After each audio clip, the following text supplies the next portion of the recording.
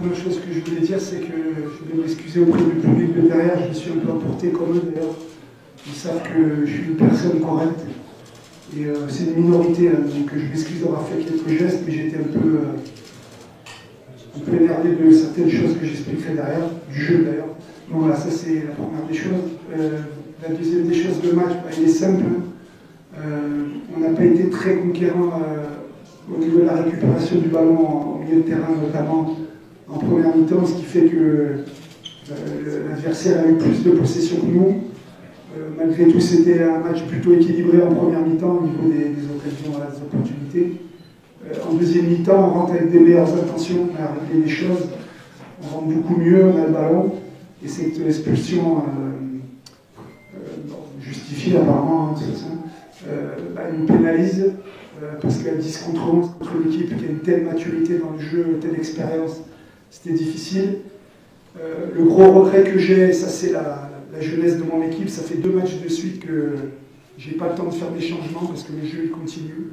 1 minute, 2 minutes, 3 minutes, on ne sort pas le ballon encore une fois, on essaie de jouer à 9 contre 11 et c'est là qu'on prend le penalty. Donc là c'est des erreurs qu'on a payées cash. Après 2-1, on se découvre pour aller égaliser sur des coups de pied arrêtés et on prend le 3e but qui est anecdotique de toute façon. Donc évidemment on est déçus parce que c'était chez nous le derby. On reste en course pour le podium, donc il ne faut pas non plus voir la soirée toute noire. Et voilà par rapport à mon analyse sur le match.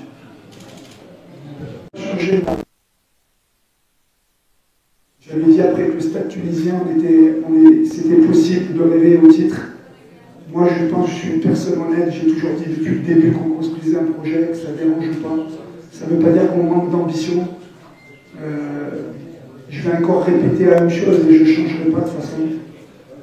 Moi je suis venu ici pour un projet de 2 ans. La première année, il faut retourner en CAF, voir en Champions. Ça c'est le projet. Ça c'est le vrai projet de départ. Après on est ambitieux.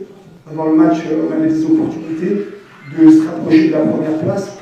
Les 2 points moins par rapport au match de Belgrade nous ont un petit peu éloignés. Mais il faut rester réaliste.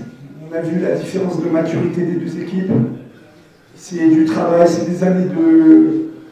Il faut du temps, voilà. Que ça dérange ou pas, ça c'est la stricte réalité du football d'aujourd'hui. On ne peut pas faire des miracles. Maintenant, on reste compétitif, on fait une bonne saison, elle est toujours bonne, hein, elle n'est pas mauvaise. Mais c'est vrai que c'est un match qui nous coupe les ailes sur pourquoi pas arriver à quelque chose de grand, mais il faut accepter, c'est du foot, hein, ça reste que du football. Hein.